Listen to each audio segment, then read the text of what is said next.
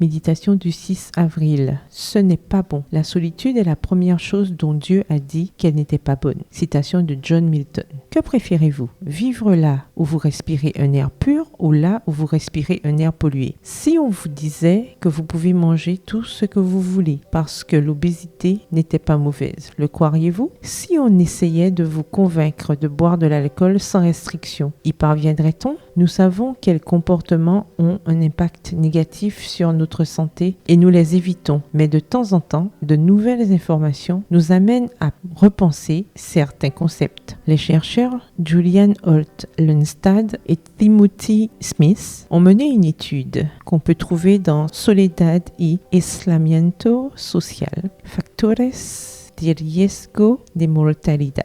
Solitude et isolement social, facteurs de risque de mortalité. Cette étude a révélé que le fait de vivre dans un endroit très pollué augmente de 5% le risque de décès prématuré, que l'obésité l'augmente de 20%, que la consommation excessive d'alcool l'augmente de 30% et que, fait nouveau, le fait de se sentir seul augmente de 45% le risque de mourir jeune, tant chez les hommes que chez les femmes, quel que soit le pays où ils vivent. Le fait de se sentir socialement connecté n'influence pas seulement la santé psychologique et émotionnelle, cela a également une influence positive significative sur le bien-être physique et la longévité, indiquent les auteurs de l'étude. Pour moi qui vis seul, c'est un avertissement. Bien que je comprenne que vivre seul n'est pas la même chose que se sentir seul, je ne voudrais pas découvrir dans 10 ans que j'ai pris soin de tant de choses par peur de la mort et de la maladie, mais que j'en ai négligé une essentielle, établir des liens sociaux significatifs avec d'autres êtres humains, sans vouloir offenser les amoureux des chiens et des chats, mais les relations humaines sont un autre niveau de connexion. Dans de nombreux pays, le nombre de personnes vivant seules augmente d'année en année. Pour ne rien arranger, nous nous faisons de moins en moins confiance. Nous nous isolons pour éviter les conflits. Nous nous déconnectons parce que nous avons peur de l'engagement et nous nous polarisons politiquement et socialement pour éviter les situations litigieuses, les conversations difficiles ou les moments épuisants. Peu de gens prennent l'initiative de former un groupe, d'instaurer la confiance ou de sauver la notion que nous sommes avant tout des êtres sociaux et que lorsque nous laissons cette essence de côté, nous en subissons les conséquences. Je veux faire partie de ces quelques personnes.